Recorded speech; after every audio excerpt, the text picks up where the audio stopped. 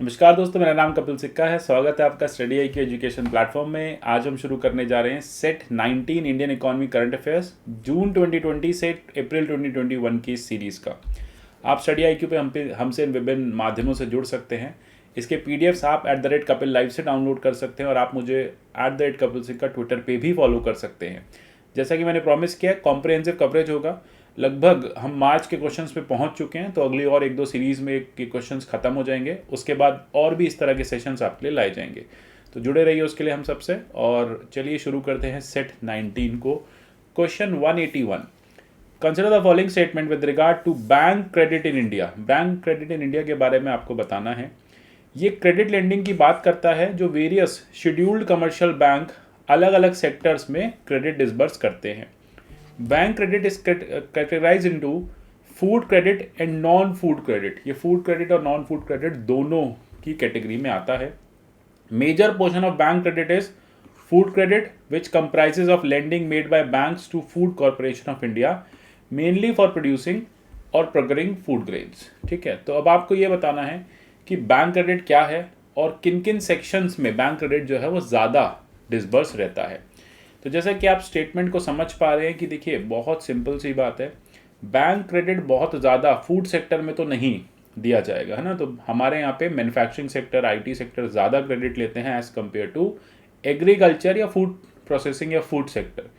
तो ये जो स्टेटमेंट 3 है ये प्राइमा फेसी गलत हो जाता है। अगर ये गलत हो जाता है तो आप क्वेश्चन को एलिमिनेट कर सकते हैं। पहली बात यही है कि बैंक क्रेडिट जो है वो शेड्यूल्ड कमर्शियल बैंक्स जो भी लोन आगे देते हैं उसको हम क्रेडिट कहते हैं, और ये फूड और नॉन फूड क्रेडिट में कैटेगराइज किया जाता है। तो दोनों ही स्टेटमेंट करेक्ट हैं। अच्छा, ये बात न्यूज़ में क्यों आई? आरबीआई का एक डेटा आया।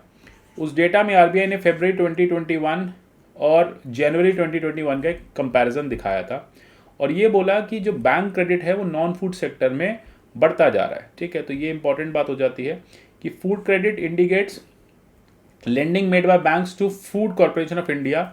It is a small share of total bank credit, है ना। तो टोटल बैंक क्रेडिट का बहुत छोटा शेयर है। मेजर शेयर जो है वो नॉन फूड क्रेडिट में जाता है, जिसमें आप देखेंगे कि अलग अलग सेक्टर्स हैं, इंडस्ट्री सर्विसेज में ज़्यादा जा रहा है, in form of personal loans के फॉर्म में भी बहुत ज़्यादा जा रहा है। तो ये इंपॉर्टेंट बात हो जाती है। दूसरी बात, बैंक क्रेडिट क्या होता है? बैंक क्रेडिट वो टोटल लोन्स होते हैं जो बैंक अपने बोरोवर्स को या कस्टमर्स को लेंड करते हैं। तो ये इंपॉर्टेंट है, इस तरह से इस चीज़ को आप समझ सकते हैं। चलते हैं क्वेश्चन 182 की तरफ। Consider the following statement with regard to national non ferrous metal scrap recycling framework 2020। तो 2020 का मेटल रिसाइकलिंग फ्रेमवर्क की बात हो रही है। ये सेटअप करता है एक central metal recycling authority to facilitate recycling of metals. It is propose to setup urban mines envisaged as location to collect and hold large quantities of similar materials। मतलब कुछ ऐसे अर्बन यूनिट्स होंगी जहाँ पे आप जाके नॉन फेरस मेटल स्क्रैप को जमा करा सकते हैं, मेटल प्रोडक्ट्स को दे सकते हैं, बेच सकते हैं, दे सकते हैं, जिससे कि वो इसका रिसाइकलिंग कर लेंगे। और इसको इशू कर रहा है ministry of environment, forest and climate change. देखो पहले समझते हैं नॉन फेरस मेटल क्या होता है। नॉन फेरस मेटल हर वो मेटल जिसमें आयरन नहीं होता, जो फेरस नहीं होता। ठीक है, तो इंपॉर्टेंट बात हो जाती है, जैसे कॉपर, निकल, ये सारी चीज़ें आपके नॉन फेरस मेटल में आता है। प्रॉब्लम होती है नॉन फेरस मेटल का रिसाइकलिंग बहुत मुश्किल होता है, क्योंकि इसमें लोहा नहीं होता है, क्योंकि ये बहुत ज़्यादा लोकल गुड्स में ये नहीं यूज़ हो पाता है। ठीक है, तो इसकी वजह से इसकी रिसाइकलिंग को लेके इश्यूज आते हैं और इसका वेस्ट जो है वो बढ़ता जा रहा है। ठीक है, तो बहुत सारे ऐसे चीज़ें हैं जिसका वेस्ट बढ़ता जा रहा है और जो रिसाइकलिंग जिनकी प्रॉपरली नहीं हो पाती। इसके चलते मिनिस्ट्री ऑफ माइंस ने, ये थर्ड गलत है, अगर थर्ड गलत है तो आप क्वेश्चन को देख सकते हैं। मिनिस्ट्री ऑफ माइंस ने क्या किया, एक पॉलिसी इशू की, फ्रेमवर्क इशू किया, national non ferrous metal scrap recycling framework 2020। ये इंपोर्ट्स को कम कर रहा है। ये कह रहा है कि देखो जितना भी नॉन फेरस मेटल को आप इंपोर्ट कर रहे हो वो मत करो, स्क्रैप को इंपोर्ट मत करो। हमारे देश में बहुत सारा स्क्रैप है, उसी को यूटिलाइज करो। इंपोर्टेड स्क्रैप महंगा पड़ता है, इससे क्या होता है कि जो फाइनल मेटल आता है, जो फाइनल मिनरल बन के आता है, उसकी भी प्राइसिंग बढ़ जाती है। तो बोल रहे हैं हम अपने कंट्री में मेटल रिसाइकलिंग अथॉरिटी बना लेते हैं। वो क्या करेगी, अर्बन सेंटर स्टैब्लिश करेगी। उसमें क्या होगा, जो मैन्युफैक्चरर्स हैं इस तरह के नॉन फेरस मिनरल्स के, उनकी भी ड्यूटी रहेगी कि भैया आप स्ट्रिक्ट एडहेरेंस करो। ठीक है, आप प्रॉपरली इनका यूटिलाइजेशन करो, प्रॉपरली डिस्पोजल करो, रिसाइकलिंग करो। और पब्लिक का भी रोल रहेगा कि वो इस स्क्रैप को प्रॉपरली और रिस्पॉन्सिबली डिस्पोज कर पाएँ डेजिग्नेटेड सेंटर पे, है ना। तो ऐसे फेंके नहीं और इस तरह से एनवायरनमेंट ख़राब ना करें और इसको प्रॉपर डिस्पोजल सेंटर पे लेके जाएं। चलते हैं क्वेश्चन 183 की तरफ। With regard to national employability through apprenticeship program consider the following statements. आपको बताने हैं कौन कौन से स्टेटमेंट्स करेक्ट हैं। It was setup as 100% employer funded public private partnership, ठीक है। The program was launch by ministry of skill development and entrepreneurship. ये दोनों बातें आपको पता होनी चाहिए करेक्ट है या रॉन्ग है। तो देखो ये न्यूज़ में था नेशनल एम्प्लॉयबिलिटी थ्रू अप्रेंटिसशिप। ये क्यों न्यूज़ में था ये प्रोग्राम?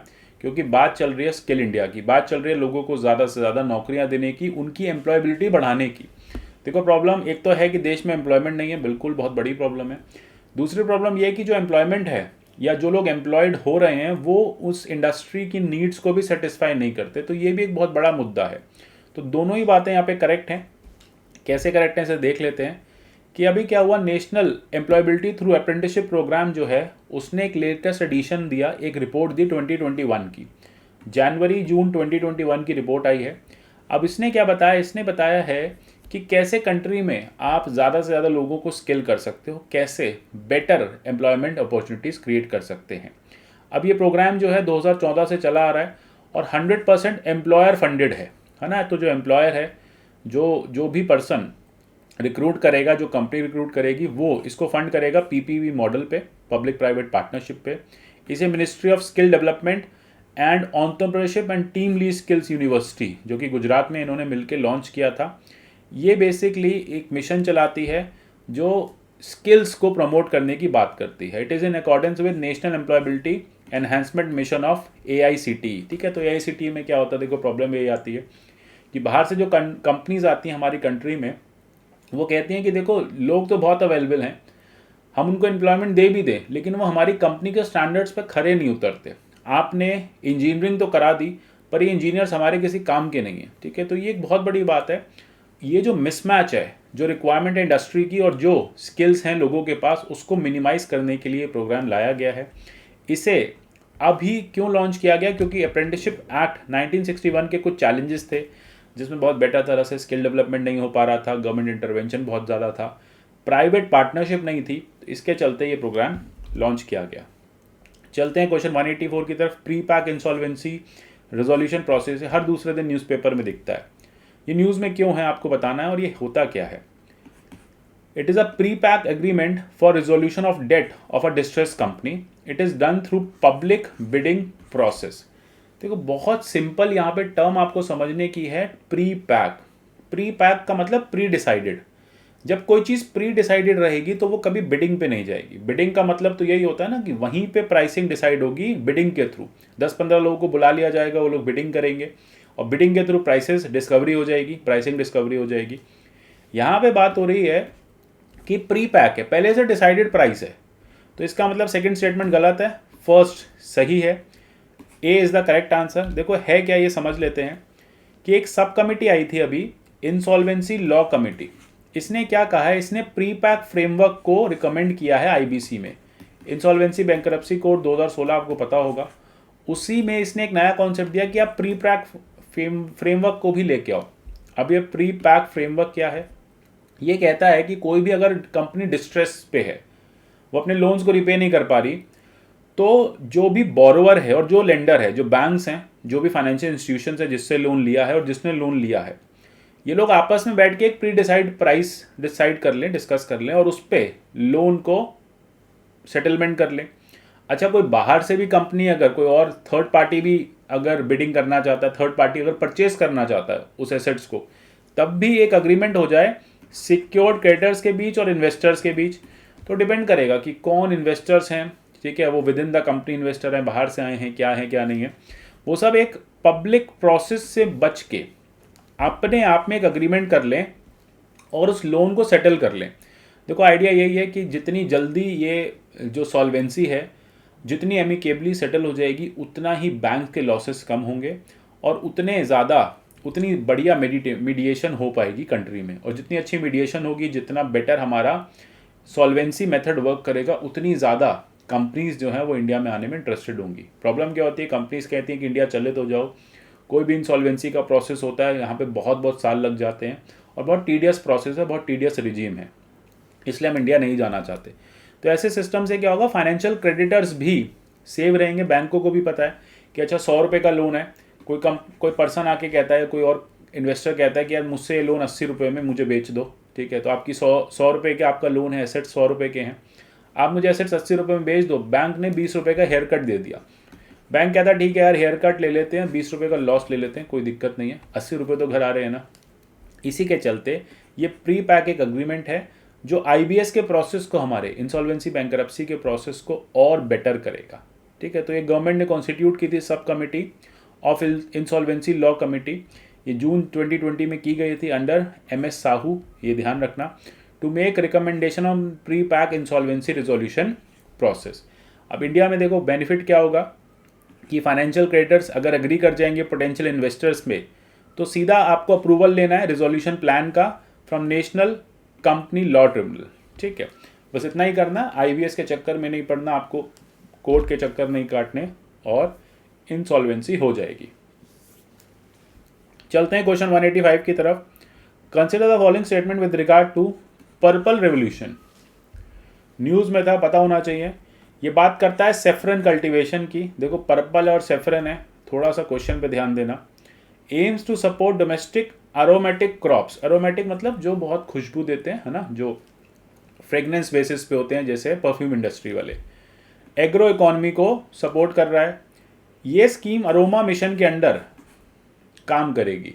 अब देखो बात है पर्पल रेवोल्यूशन की और सैफरन, तो फिर पर्पल कलर नहीं होगा, तो यहाँ पे आप इसे हटा सकते हैं। इस हिसाब से आप एलिमिनेट करिए, क्वेश्चन सॉल्व हो गया। देखो बहुत इजीली सॉल्व हो जाता है, थोड़ा सा IQ लगाना होता है ना, तो यहाँ पे आप IQ लगाओगे तो आपको पता चल जाएगा कि 2 और 3 आर करेक्ट।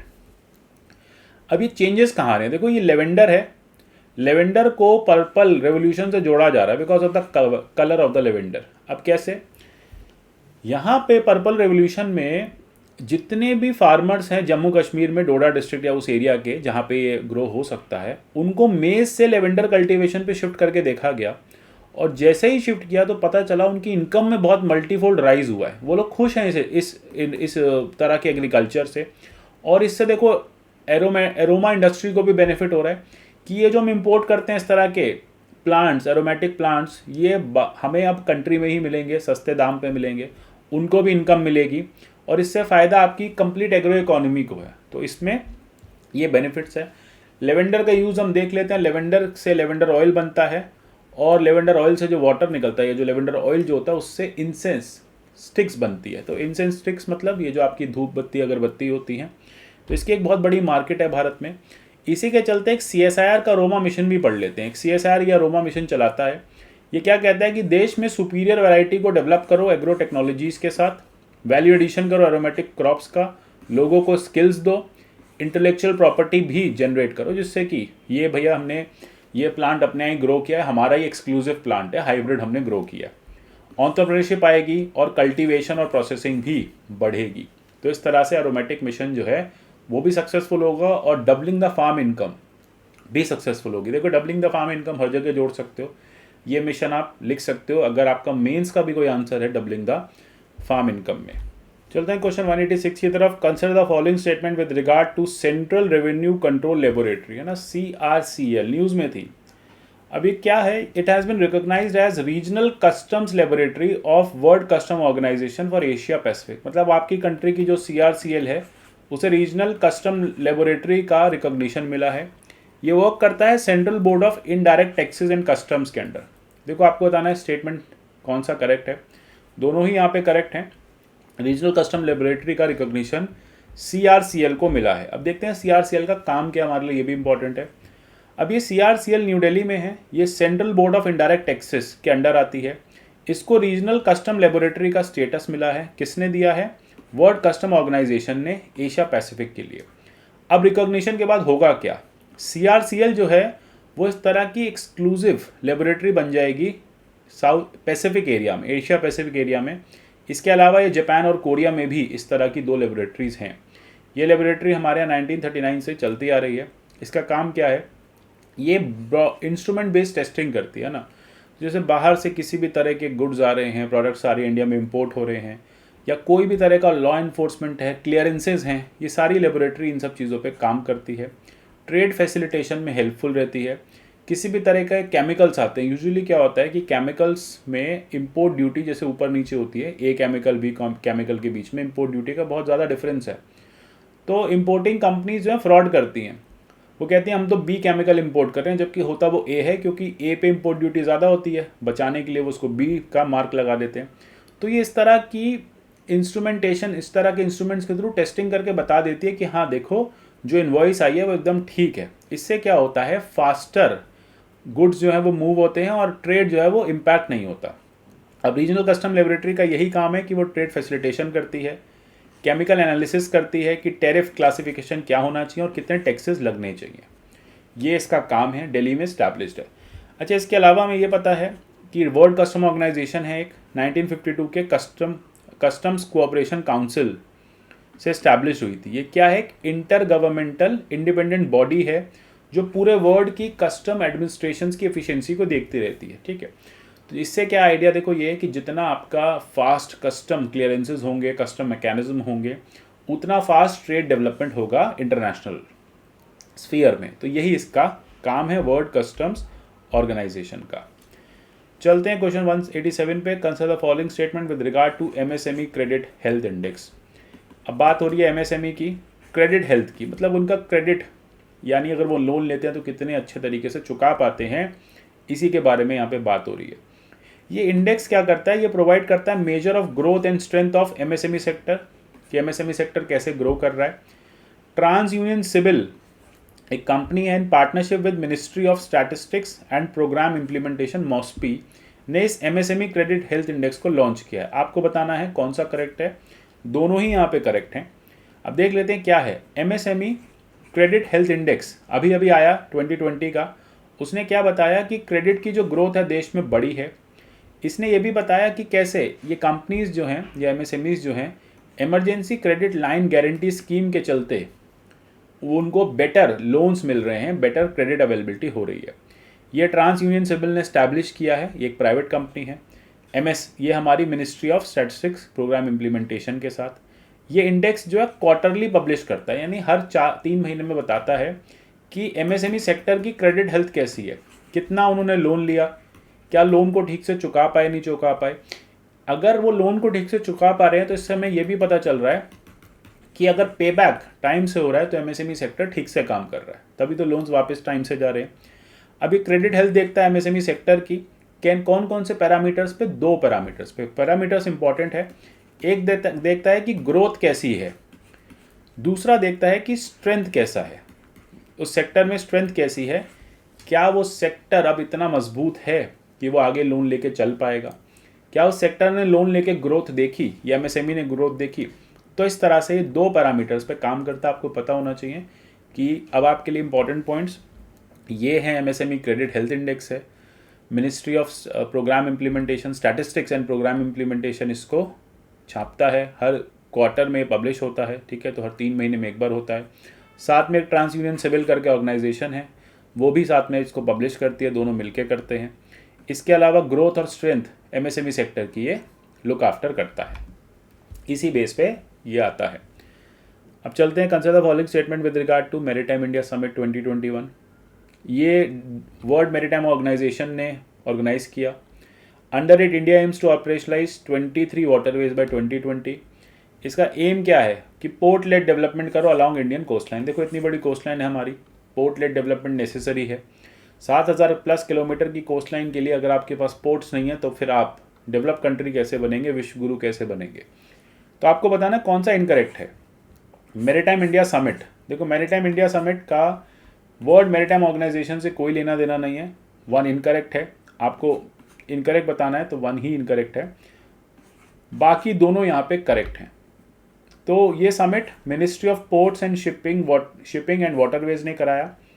थोड़ा सा फोकस एरिया देख लेते हैं। 7516 किलोमीटर की लॉन्ग कोस्ट लाइन पे पोर्ट्स डेवलप करने हैं।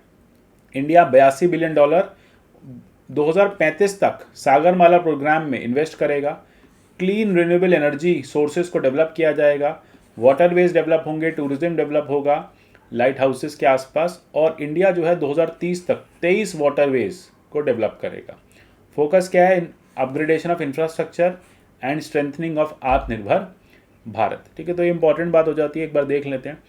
पहला ऑपरेशनल हमारा NW1 है, नेशनल वाटरवे 1, गंगा में हल्दिया से इलाहाबाद। दूसरा है ब्रह्मपुत्र सदिया धुबरी जो बांग्लादेश बॉर्डर पे आता है। तीसरा आप देखेंगे कोल्लाम से कोट्टापुरम। ठीक है, तो चौथा आप देखेंगे गोदावरी कृष्णा कैनाल काकीनाडा टू पुडुचेरी। पांचवा आप देखेंगे तालचेर में। ठीक है, तो ये आपको दिखेगा।